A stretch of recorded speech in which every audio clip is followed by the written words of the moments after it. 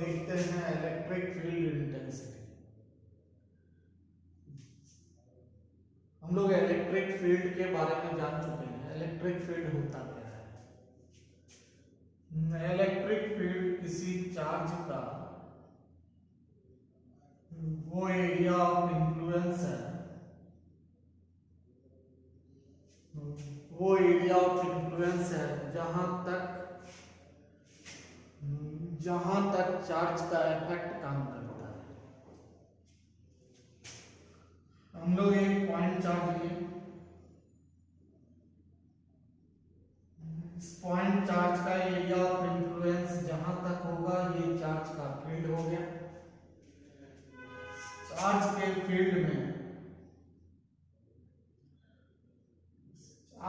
Field में हम लोग किसी दूरी पर हम लोग जानना चाहते हैं कि इस चार्ज के फील्ड का स्ट्रेंथ क्या होगा।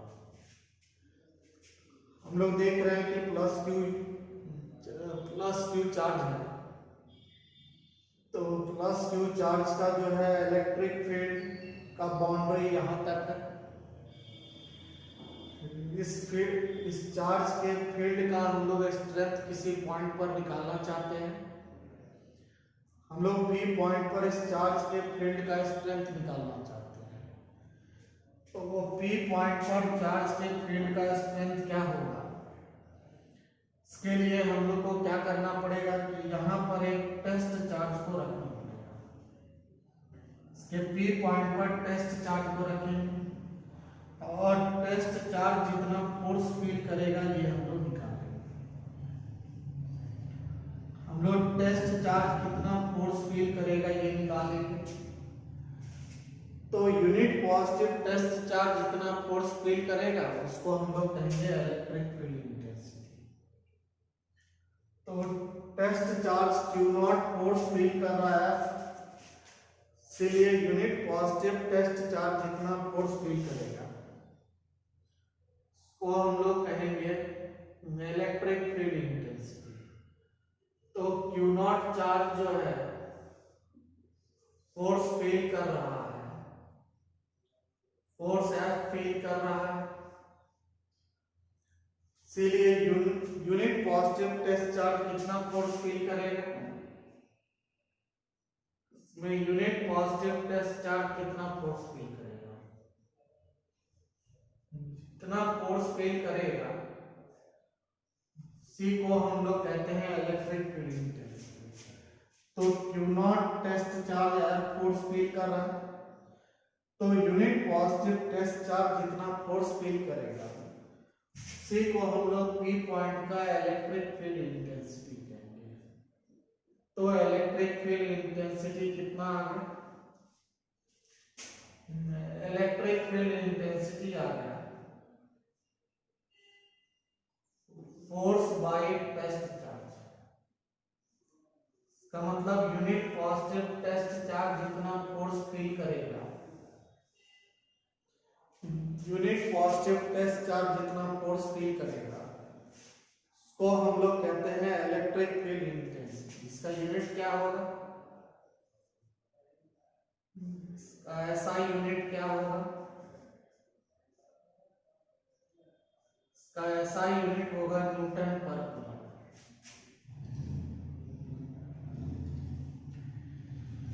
तो Q0 टेस्ट चार्ज जो है फोर्स F फील कर रहा है, इसलिए यूनिट पॉजिटिव टेस्ट चार्ज जितना फोर्स फील करेगा उसको हम लोग कहेंगे इंटेंसिटी।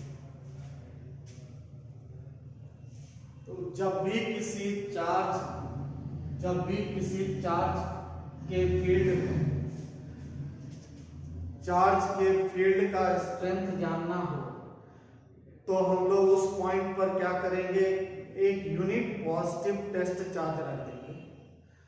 तो यूनिट पॉजिटिव टेस्ट चार्ज जितना फोर्स फील करेगा C को हम लोग कहेंगे इंटेंसिटी। तो किसी भी चार्ज के फील्ड का यदि हम लोग को स्ट्रेंथ निकालना है किसी पॉइंट पर, तो उस point per unit positive test charge के द्वारा जो फोर्स फील होगा सी को हम लोग कहते हैं इलेक्ट्रिक फील्ड इंटेंसिटी। इसका यूनिट क्या होगा? इसमें इलेक्ट्रिक फील्ड इंटेंसिटी का यूनिट होगा फोर्स का यूनिट न्यूटन, फिर चार्ज का यूनिट कूलम, तो इसका यूनिट हो जाएगा न्यूटन पर कूलम।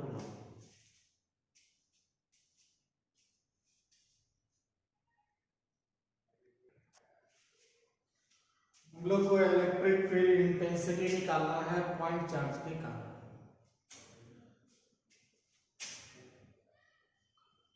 वही पॉइंट चार्ज है,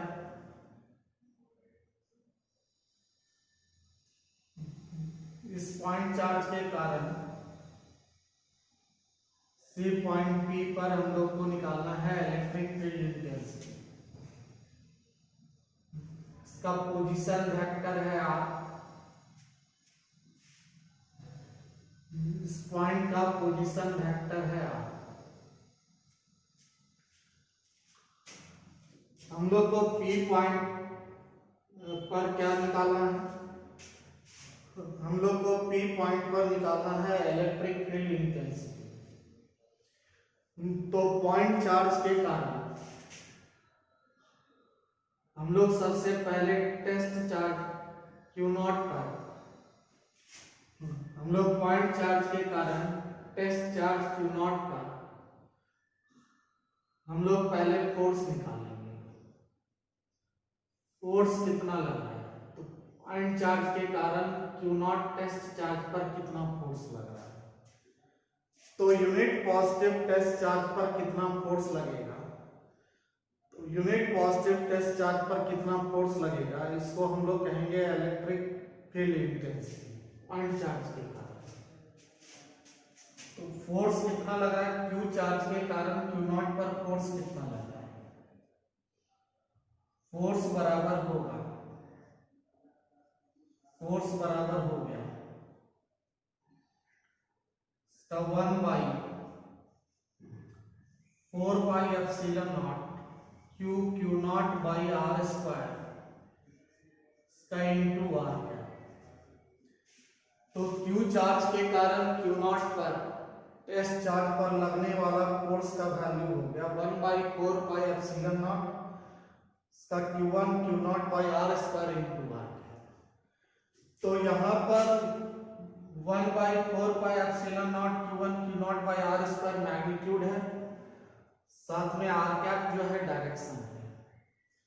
तो फोर्स का हम लोग को वैल्यू निकल गया। इलेक्ट्रिक फील्ड इंटेंसिटी क्या हो जाएगा? तो इलेक्ट्रिक फील्ड इंटेंसिटी होता है force by test charge. Force को टेस्ट चार्ज से डिवाइड कर देंगे तो ये हो जाएगा इलेक्ट्रिक फील्ड इंटेंसिटी। तो इलेक्ट्रिक फील्ड इंटेंसिटी कितना हो गया? E बराबर, इसमें इलेक्ट्रिक फील्ड इंटेंसिटी E बराबर आ गया, फोर्स को Q0 से डिवाइड करेंगे तो कितना हो गया 1/4πε0 इसका Q0 बाई आर स्क्वायर इसका into R cap into 1/Q0। हम लोग Q0 से डिवाइड कर देंगे तो इलेक्ट्रिक फील्ड इंटेंसिटी निकल जाएगा। से Q0 कैंसिल हो गया, इसलिए P पॉइंट पर इलेक्ट्रिक फील्ड इंटेंसिटी कितना हो जाएगा? इसमें P पॉइंट पर इलेक्ट्रिक फील्ड इंटेंसिटी हो जाएगा इसका 1/4πε0 Q by R square into R. इसका मतलब P पॉइंट पर इलेक्ट्रिक फील्ड इंटेंसिटी हो जाएगा 1/4πε0 इसका हो गया Q by R square into R. तो इंटेंसिटी का पॉइंट चार्ज के कारण किसी आर पोजीशन वेक्टर पर इंटेंसिटी हो गया, इसका इंटेंसिटी हो गया 1/4πε0 Q बाई आर स्क्वायर आ गया। हम लोग को मैग्नीट्यूड चाहिए, तो मैग्नीट्यूड कितना होगा?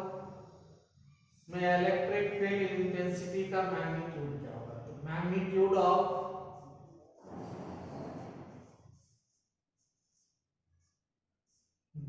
Magnitude of intensity.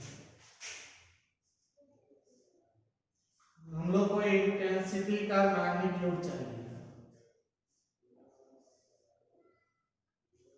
इसमें इंटेंसिटी का मैग्नीट्यूड ई बराबर हो जाएगा 1/4πε0 Q/r²।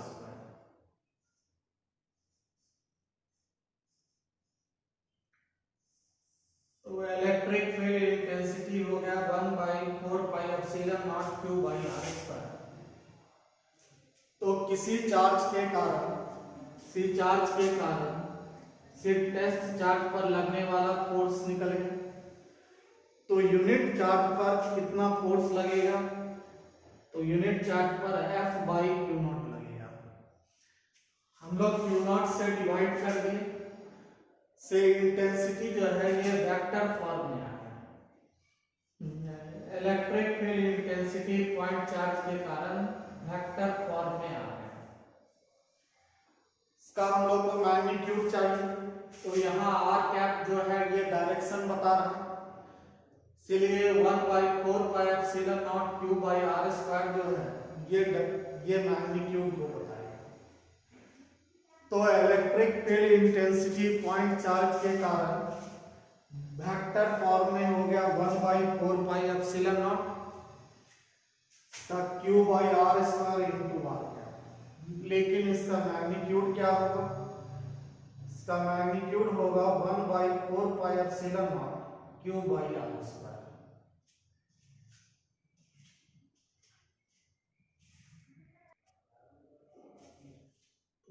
पॉइंट चार्ज के कारण अब हम लोग को निकालना है, पॉइंट चार्ज के कारण इंटेंसिटी निकालना है। हम लोग को पॉइंट चार्ज के कारण इंटेंसिटी निकालना है। इंटेंसिटी का डायरेक्शन किधर है? इंटेंसिटी का वैल्यू हम लोग निकाल चुके हैं।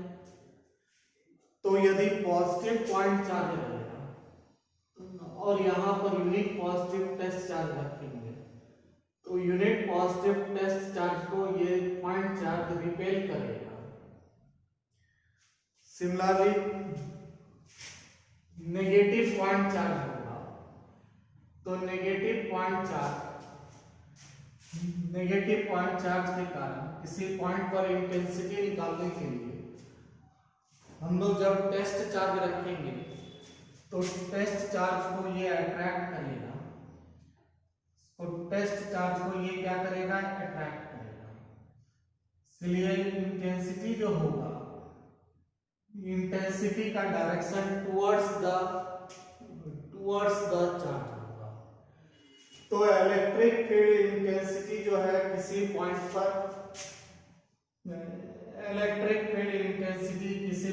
अवे फ्रॉम द चार्ज होगा और इलेक्ट्रिक फील्ड इंटेंसिटी किसी पॉइंट पर टुवर्ड्स द चार्ज होगा। तो P पॉइंट पर ये हो गया away from the charge, away from the charge.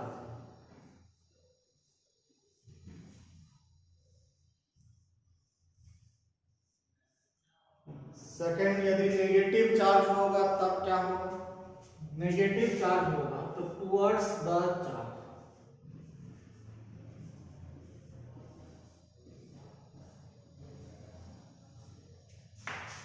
Towards the charge.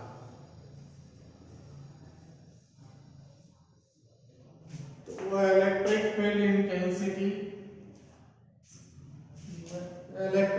Intensity किसी पॉइंट पर पॉजिटिव चार्ज के कारण अवे फ्रॉम द चार्ज होगा और इलेक्ट्रिक फील्ड इंटेंसिटी किसी पॉइंट पर नेगेटिव चार्ज के कारण टुवर्ड्स द चार्ज होगा। तो हम लोग को अब याद रखना है कि जैसे पॉजिटिव चार्ज देखें तो अवे फ्रॉम द चार्ज और नेगेटिव चार्ज देखेंगे तो टुवर्ड्स द चार्ज।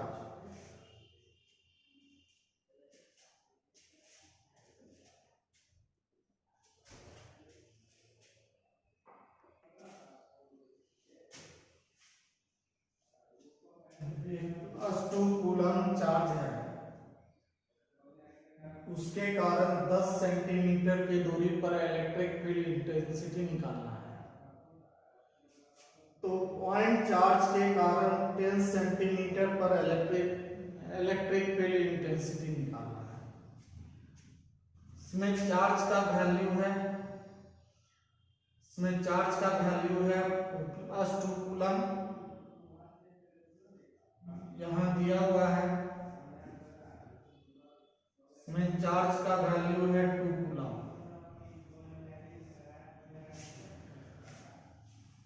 साथ में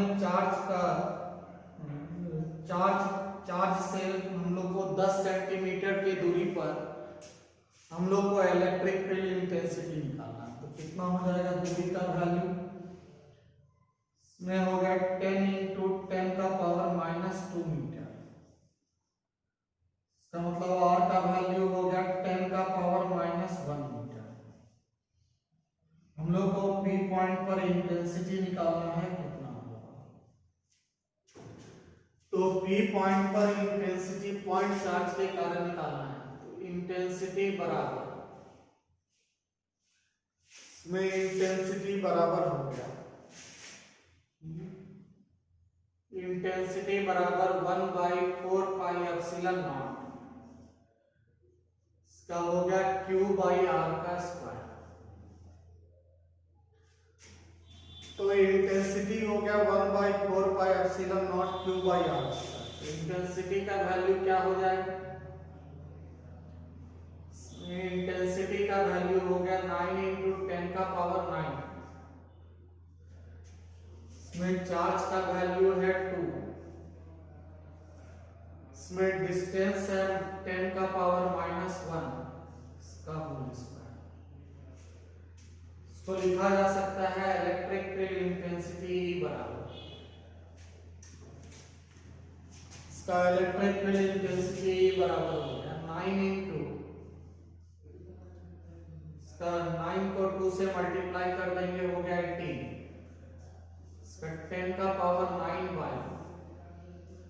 इसका 10⁻⁻2 न्यूटन पर कूलम। तो यहां से इंटेंसिटी कितना आ जाएगा? इंटेंसिटी बराबर हो गया 18 × इसका 10⁻11 न्यूटन पर कूलम। इसका मतलब P पॉइंट पर इंटेंसिटी हो जाएगा 18 × 10⁻11 न्यूटन पर कूलम।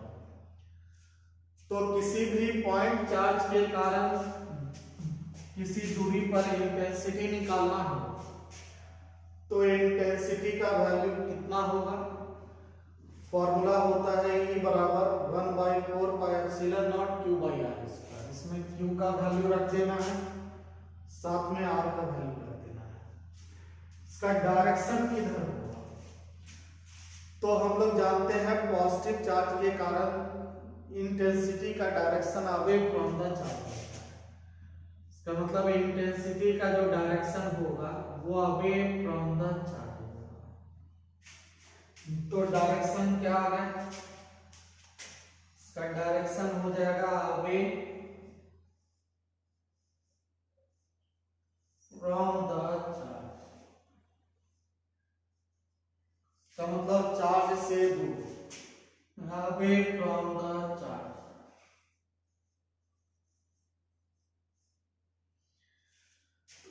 तो किसी भी चार्ज के कारण किसी पॉइंट पर इलेक्ट्रिक फील्ड इंटेंसिटी निकालना हो तो उसका फॉर्मूला हो गया 1/4πε0 Q/R²।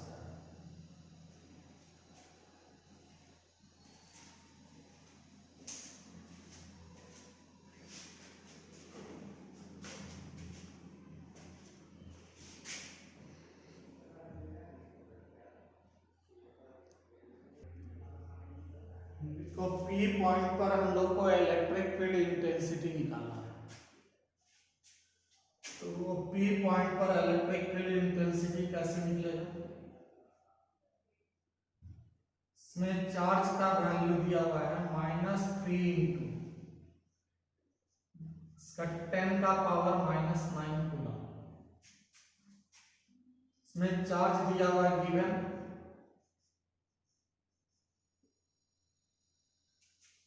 साथ में डिस्टेंस दिया हुआ है r बराबर 3 सेंटीमीटर। इसका मतलब r बराबर हो गया 3 इंटू 10⁻⁻² मीटर। हम लोग को निकालना है कि इलेक्ट्रिक फील्ड इंटेंसिटी क्या होगा। इलेक्ट्रिक फील्ड इंटेंसिटी क्या होगा ये निकालना है। हम लोग जानते हैं इलेक्ट्रिक फील्ड इंटेंसिटी E बराबर 1/4πε0 हो गया Q/r²। तो P पॉइंट पर इलेक्ट्रिक फील्ड इंटेंसिटी हो गया 1/4πε0 Q/r²। तो मतलब P पॉइंट पर इलेक्ट्रिक फील्ड इंटेंसिटी क्या लिखेंगे, तो हो गया 9 इंटू 10⁻⁹। इसमें चार्ज का वैल्यू दिया हुआ है 3 इंटू 10⁻⁹ डिवाइड में दूरी का स्क्वायर। इसमें डिस्टेंस है 3 इंटू 10⁻⁻² का होल स्क्वायर। से कितना आ गया इंटेंसिटी बराबर 9 इंटू 3 बाई, इसका नीचे है 3 इंटू 10⁻⁻² का स्क्वायर। 3 का स्क्वायर हो गया 9, इसका हो गया 10⁻⁻⁴ न्यूटन पर कूलम। इसमें 9 से 9 कैंसिल, इंटेंसिटी का वैल्यू आ गया 3 इंटू 10⁻⁴ न्यूटन पर कूलम। इसका मतलब है P पॉइंट पर जो इंटेंसिटी होगा, इसके P पॉइंट पर जो इंटेंसिटी होगा वो 3 इंटू 10⁻⁴ है। इसका डायरेक्शन हो गया इसका टुवर्ड्स द चार्ज।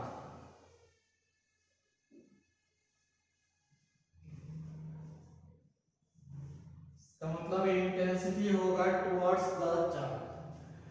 तो नेगेटिव चार्ज का जो इंटेंसिटी होता है वो चार्ज के तरफ होता है, और यदि यहाँ पॉजिटिव चार्ज रहता तो चार्ज से आगे होता। तो -3 इंटू 10⁻⁹ कूलम के कारण हम लोग को P पॉइंट पर इंटेंसिटी चाहिए। इसका मतलब है कि हम लोग क्या करेंगे, हम लोग electric field intensity due two point charge का फॉर्मूला लगा देंगे। इसमें Q का वैल्यू रख देंगे और R का वैल्यू रख देंगे, इंटेंसिटी का मैग्नीट्यूड आ जाएगा। साथ में ये जो चार्ज जो है ये नेगेटिव चार्ज है, इसलिए टुवर्ड्स द चार्ज इंटेंसिटी का डायरेक्शन होगा।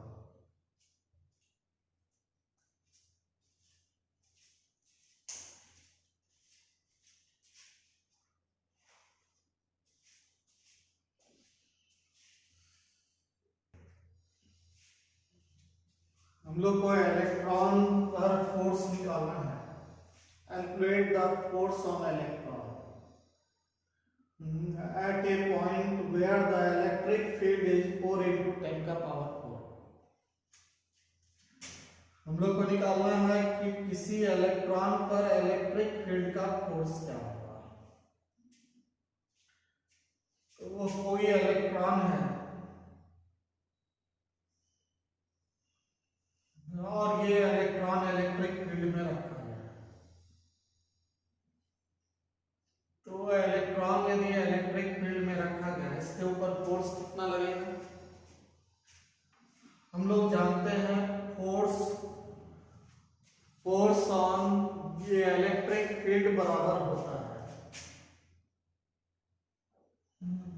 इलेक्ट्रिक फील्ड बराबर होता है फोर्स बाई चार्ज। इसलिए फोर्स बराबर हो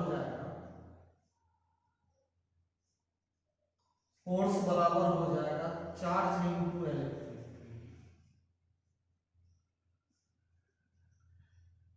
तो हम लोग को यदि इलेक्ट्रिक फील्ड पता हो तो हम लोग को फोर्स निकल जाएगा।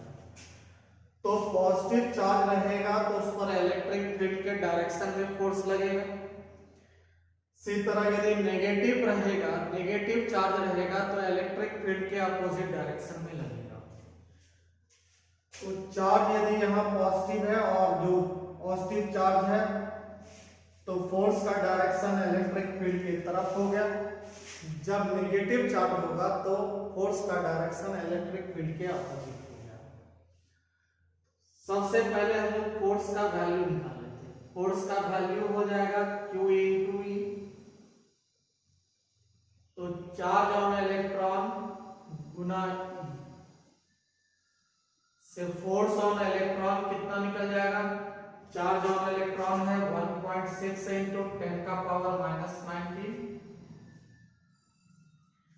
इसको इलेक्ट्रिक फील्ड से गुना कर देंगे। इलेक्ट्रिक फील्ड कितना है? 4 इंटू 10 का पावर 4। इसको मल्टीप्लाई करो, कितना हो जाएगा? फोर्स का वैल्यू हो जाएगा 6.4 इंटू 10 का पावर -15 न्यूटन। इसका मतलब है कि इलेक्ट्रॉन पर लगने वाला फोर्स हो जाएगा 6.4 इंटू 10 का पावर -15 न्यूटन। फोर्स लगेगा इलेक्ट्रॉन के ऊपर 6.4 इंटू 10 का पावर -15 न्यूटन। किधर लगेगा? इसका डायरेक्शन हो जाएगा इलेक्ट्रिक फील्ड के डायरेक्शन में, अलोंग इलेक्ट्रिक फील्ड,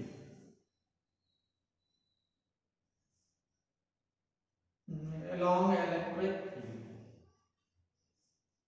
नहीं along नहीं, opposite to electric field। Electron है, नेगेटिव चार्ज है तो opposite to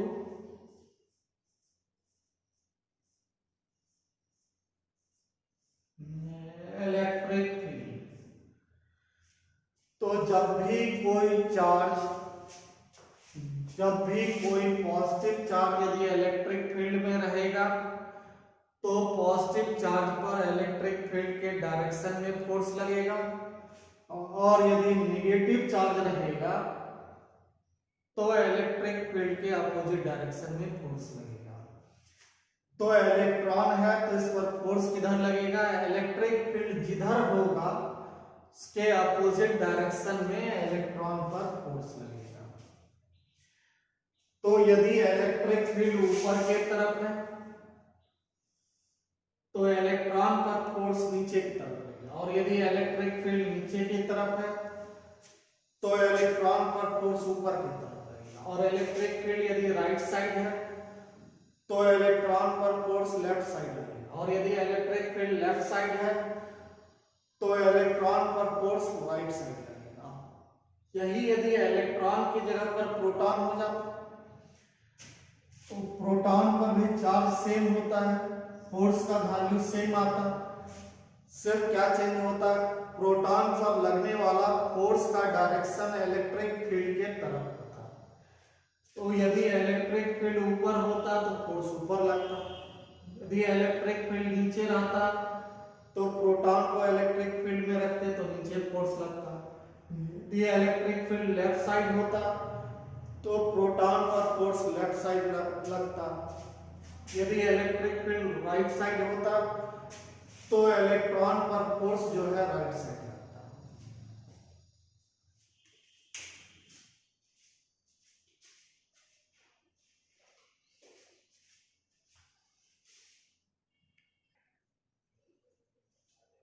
तो इलेक्ट्रॉन जो है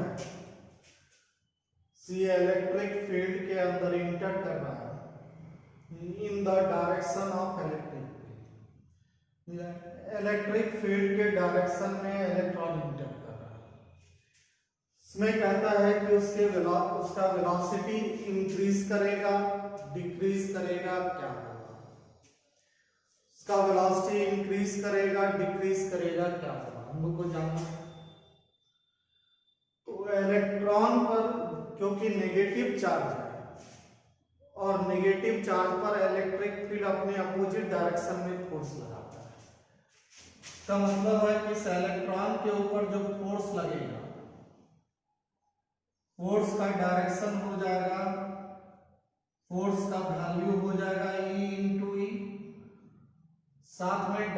डायरेक्शन हो जाएगा इलेक्ट्रिक फील्ड के अपोजिट। इलेक्ट्रॉन का वेलोसिटी इलेक्ट्रिक फील्ड के तरफ है, फोर्स लग रहा है नेगेटिव साइड में, फोर्स लग रहा है इलेक्ट्रिक फील्ड के अपोजिट डायरेक्शन में। तो इस इलेक्ट्रॉन का जो वेलोसिटी है वो धीरे धीरे घटता जाएगा, घटते घटते एक समय ऐसा आएगा कि वेलोसिटी जीरो भी हो सकता है। फिर भी उसके बाद क्या होगा, फिर इलेक्ट्रिक फील्ड इसको वापस पीछे की तरफ खींच भी सकता है। तो यहां पर कह रहा है कि जब इलेक्ट्रिक फील्ड में इंटर करेगा उस समय इसका वेलोसिटी डिक्रीज करना स्टार्ट करेगा कि इंक्रीज। तो जैसे ही इलेक्ट्रिक फील्ड के डायरेक्शन में इंटर करेगा, फोर्स पीछे लगेगा, तो इसका वेलोसिटी डिक्रीज होना स्टार्ट होगा। तो इलेक्ट्रिक फील्ड का वैल्यू क्या होना स्टार्ट होगा, डिक्रीज होना स्टार्ट हो जाएगा। तो इलेक्ट्रिक फील्ड क्या करेगा, जैसे ही इलेक्ट्रॉन इलेक्ट्रिक फील्ड के डायरेक्शन में जाएगा,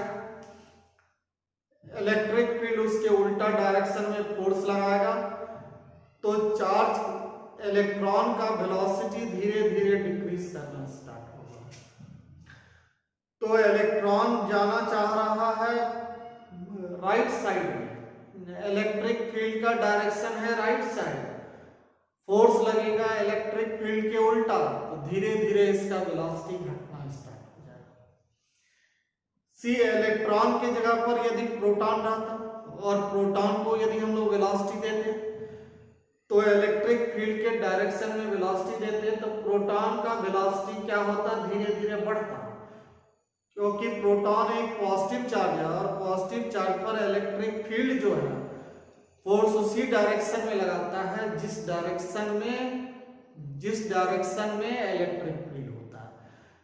तो इलेक्ट्रिक फील्ड के डायरेक्शन में फोर्स भी है और इलेक्ट्रिक फील्ड के डायरेक्शन में वेलोसिटी भी है। तो क्या होगा, तो इलेक्ट्रिक फील्ड के डायरेक्शन में वेलोसिटी है और इलेक्ट्रिक फील्ड के डायरेक्शन में फोर्स भी है, तो क्या होगा, चार्ज का वेलोसिटी इंक्रीज करना स्टार्ट कर देगा। तो इलेक्ट्रॉन रहेगा तो अपोजिट इफेक्ट आएगा, और यदि प्रोटॉन रहेगा तो क्या होगा, प्रोटॉन रहेगा तो उसके ऊपर इलेक्ट्रिक फील्ड के डायरेक्शन में फोर्स लगेगा, उसका वेलोसिटी लगातार बढ़ता जाएगा।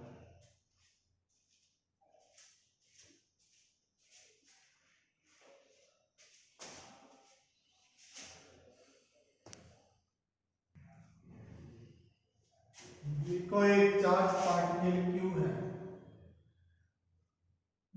और कहता है कि ये इलेक्ट्रिक फील्ड में हैंग कर रहा है, इसका मतलब ये इलेक्ट्रिक फील्ड में लटक रहा है, ना नीचे जा रहा है ना ऊपर जा रहा है।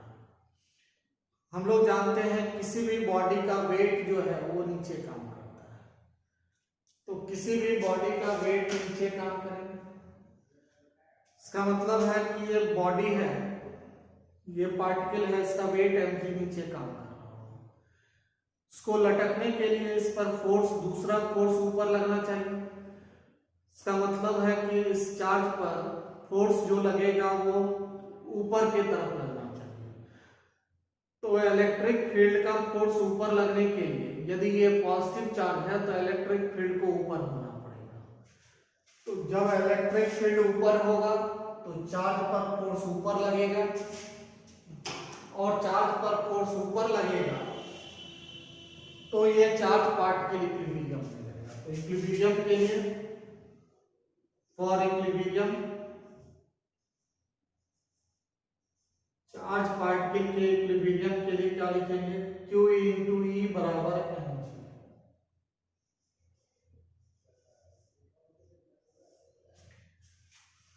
अब क्या कहता है, कहता है इलेक्ट्रिक फील्ड के डायरेक्शन को रिवर्स कर दिया गया। इसमें इलेक्ट्रिक फील्ड के डायरेक्शन को रिवर्स कर दिए, इसका वेट अभी भी नीचे काम करेगा mg। इसमें इलेक्ट्रिक फील्ड के डायरेक्शन को रिवर्स कर देंगे तो होगा क्या, इसमें इलेक्ट्रिक फील्ड के डायरेक्शन को रिवर्स कर देंगे तो चार्ज पर लगने वाला फोर्स भी नीचे लगेगा। फोर्स कितना लगेगा, mg प्लस q। इसका मतलब चार्ज पार्टिकल पर फोर्स लगने लगेगा नीचे Q into E। तो कितना हो गया फोर्स का वैल्यू? फोर्स का वैल्यू अब हो गया, हम लोग जानते हैं mg बराबर QE है, इसका मतलब ये अब फोर्स टोटल फोर्स हो जाएगा 2m। तो चार्ज पर लगने वाला फोर्स 2m, इसका एक्सेलरेशन क्या होगा? हम लोग जानते हैं एक्सेलरेशन बराबर होता है force by net force by mass. Net force by mass, net force यहाँ कितना है 2mg, इसको हम लोग m से डिवाइड कर देंगे, कितना हो गया m से कैंसिल से एक्सेलरेशन का वैल्यू आ गया 2g। इसका मतलब है कि ये चार्ज पार्टिकल 2g एक्सेलरेशन से नीचे गिरने लगेगा। तो क्वेश्चन में कह रहा था कि कोई चार्ज पार्टिकल है जो हवा में लटक रहा है, हैंग कर रहा है। हैंग कब करेगा? जब नेट फोर्स 0 होगा। तो चार्ज पार्टिकल पर नीचे लगने वाला फोर्स है mg, पॉजिटिव चार्ज है तो ऊपर फोर्स लगेगा q into e। इसका मतलब q into e बराबर है mg। कहता है कि आप इलेक्ट्रिक फील्ड के डायरेक्शन को उल्टा कर दिए, तो जब इलेक्ट्रिक फील्ड के डायरेक्शन को उल्टा करेंगे तो फोर्स अब जो हो जाएगा mg तो लगेगा ही नीचे, साथ में QE भी नीचे लगेगा, तो नीचे कितना टोटल फोर्स हो जाएगा 2mg। तो नीचे की तरफ 2mg फोर्स लगेगा। इसका एक्सेलरेशन क्या हो जाएगा? एक्सेलरेशन बराबर नेट फोर्स बाय मास से एक्सेलरेशन आ गया 2mg बाय m। इसका मतलब इस चार्ज पार्टिकल का एक्सेलरेशन हो गया 2g। तो 2g एक्सेलरेशन से ये चार्ज पार्टिकल फ्रीली फॉल करने लगेगा।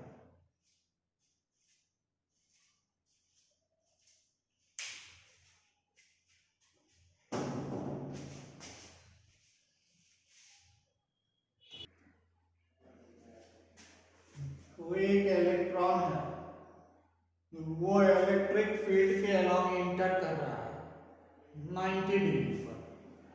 इसमें पूछता है इसका पाथ कैसा। तो एक इलेक्ट्रिक फील्ड है, इस इलेक्ट्रिक फील्ड में इलेक्ट्रॉन इंटर कर रहा है, 90 डिग्री पर इंटर करेगा तो क्या होगा? इलेक्ट्रॉन यदि 90 डिग्री पर इंटर करेगा तो क्या होगा? इलेक्ट्रॉन है,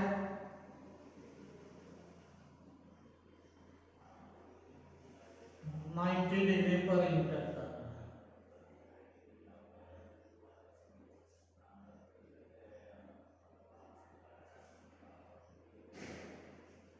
इंटर कर रहा है 90 डिग्री पर। तो इलेक्ट्रिक फील्ड में 90 डिग्री पर इंटर कर रहा है, तो इसका पाथ कैसा होगा ये जानना है। हम लोग जानते हैं कि यदि इलेक्ट्रॉन इंटर करेगा, यदि इलेक्ट्रिक फील्ड के अलाउंग इंटर करेगा, इलेक्ट्रिक फील्ड के अलाउंग इंटर करेगा तो उसका पाथ स्ट्रेट लाइन रहेगा। क्यों रहेगा स्ट्रेट लाइन? यदि इलेक्ट्रिक फील्ड के अलाउंग किसी भी तरफ से इंटर करे, हम लोग मान लिए कि इलेक्ट्रिक फील्ड के अलाउंग जो है राइट साइड से इंटर कर रहा है, तो यदि राइट साइड से ये इंटर कर रहा है, इस पर फोर्स लगेगा राइट साइड, इसका वेलोसिटी धीरे धीरे इंक्रीज होता जाएगा। जिस डायरेक्शन में वेलोसिटी है सी डायरेक्शन में फोर्स है, तो इसका इलेक्ट्रिक फील्ड के अपोजिट डायरेक्शन में स्ट्रेट लाइन पे जाने लगेगा। यदि इलेक्ट्रॉन इंटर करता है इलेक्ट्रिक फील्ड के डायरेक्शन में, इसके डायरेक्शन में यदि एंट्री करेगा तो क्या होगा? इसके डायरेक्शन में इंटर करेगा तो इलेक्ट्रिक फील्ड का फोर्स लगेगा पीछे, इसका वेलोसिटी धीरे धीरे घटता जाएगा इलेक्ट्रिक फील्ड के डायरेक्शन में। तो अभी भी इसका डायरेक्शन जो है या इसका जो पाथ है, इसका पाथ अभी भी स्ट्रेट लाइन है। हम लोग को देखना है कि इलेक्ट्रॉन यदि इंटर करे परपेंडिकुलर डायरेक्शन, इसको u वेलोसिटी से हम लोग मान लिए प्रोजेक्ट किए, इसके ऊपर इलेक्ट्रिक फोर्स लगेगा पीछे की तरफ, पर इलेक्ट्रिक फोर्स लगेगा पीछे की तरफ, इसको वेलोसिटी हम लोग दिए ऊपर की तरफ, इसका मतलब इसका पाथ प्रोजेक्टाइल हो जाएगा। तो ये इलेक्ट्रॉन किस पाथ पर जाने लगेगा? प्रोजेक्टाइल के पाथ पर जाने लगेगा। तो इलेक्ट्रॉन जो है प्रोजेक्टाइल के पाथ को फॉलो करेगा। तो हम लोग प्रोजेक्टाइल मोशन में पढ़े थे कि किसी चार्ज पार्टिकल, ये किसी भी पार्टिकल का पाथ प्रोजेक्टाइल कब होता है?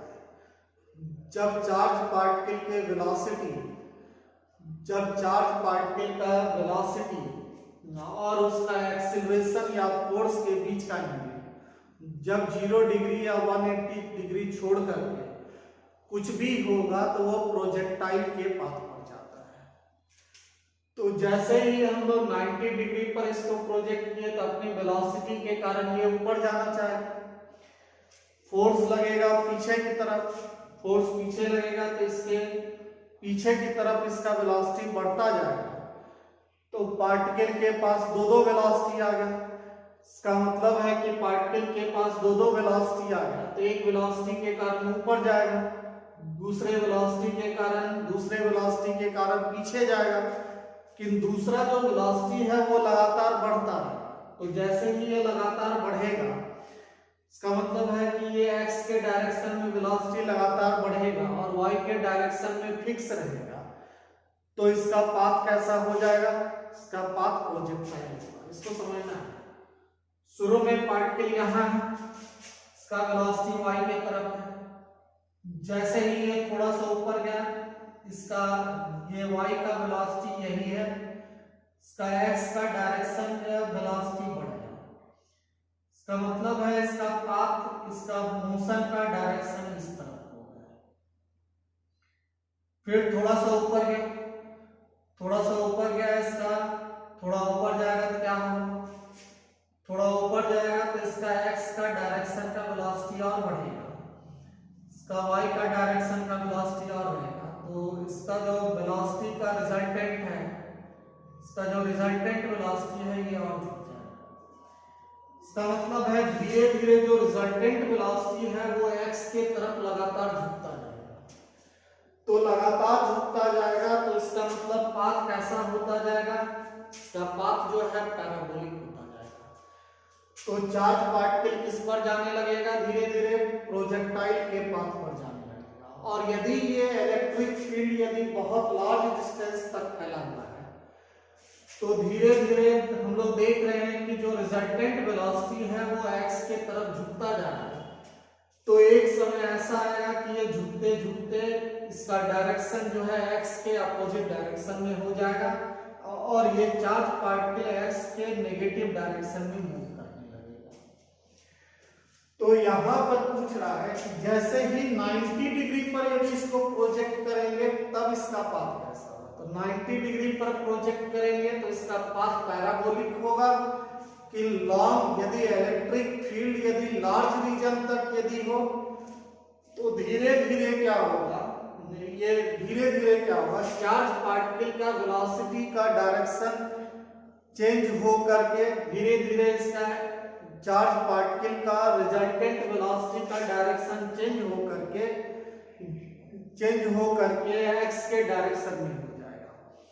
क्योंकि x के डायरेक्शन का वेलोसिटी लगातार बढ़ रहा है और y के डायरेक्शन का वेलोसिटी नहीं बढ़ रहा है, इसलिए रिजल्टेंट वेलोसिटी धीरे धीरे झुकते झुकते x के डायरेक्शन में आएगा।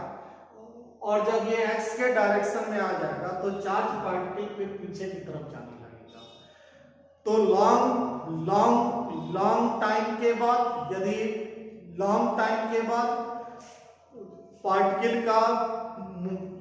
का जो पाथ होगा वो प्रोजेक्टाइल नहीं रह करके स्ट्रेट लाइन हो जाएगा। दूसरा चीज, यदि हम लोग थोड़े से इंटरवल का भी बात करें, ये इलेक्ट्रिक फील्ड बहुत छोटे रीजन में हो, तो इलेक्ट्रिक फील्ड यदि छोटे रीजन में होगा, जहां इलेक्ट्रिक फील्ड समाप्त होगा, हम लोग मान लिए यहाँ इलेक्ट्रिक फील्ड समाप्त हो गया, तो इलेक्ट्रिक फील्ड यदि यहाँ समाप्त हो गया और यहाँ पर चार्ज पार्टिकल के जाने का डायरेक्शन इधर है, अब इस पर x के डायरेक्शन में कोई फोर्स नहीं है, इसके बाद ये चार्ज पार्टिकल सीधे स्ट्रेट लाइन में जाएगा। तो स्टार्टिंग का यदि बात करें, शुरुआत का, शुरू में चार्ज पार्टिकल चाहेगा प्रोजेक्टाइल पाथ पर, पैराबोलिक पाथ पर जाने के लिए। यदि इलेक्ट्रिक फील्ड शॉर्ट रीजन में है, थोड़ी देर के बाद पार्टिकल जो है स्ट्रेट लाइन पर जाने लगेगा। यदि इलेक्ट्रिक फील्ड लार्ज रीजन में फैला हुआ है, तो लार्ज रीजन में फैला हुआ रहेगा तो क्या होगा, लार्ज रीजन में फैला रहेगा तो x के डायरेक्शन का जो फोर्स है, इसके x के डायरेक्शन के वेलोसिटी को बढ़ाता जाएगा, और धीरे धीरे एक समय ऐसा आएगा कि वेलोसिटी का डायरेक्शन चेंज होते होते x के नेगेटिव डायरेक्शन में चला जाएगा। इसका मतलब है कि पार्टिकल उसके बाद स्ट्रेट लाइन पाथ को फॉलो करने लगेगा। तो यदि इलेक्ट्रिक फील्ड शॉर्ट रीजन में है तो थोड़ा देर के बाद स्ट्रेट लाइन मोशन हो जाएगा, और यदि इलेक्ट्रिक फील्ड लार्ज रीजन में फैला हुआ है, इसका मतलब है कि charge particle long interval of time के बाद स्ट्रेट लाइन पर मूव करने लगेगा। क्वेश्चन में यहाँ कहता है कि जैसे ही राइट एंगल ट्रायंगल पर फेंका गया तो उस समय पाथ क्या होगा। इसमें इलेक्ट्रिक फील्ड का रीजन छोटा हो चाहे बड़ा हो, उससे कोई मतलब नहीं है, इसलिए पाथ कैसा हो जाएगा, सब पैराबोलिक हो जाएगा। Therefore path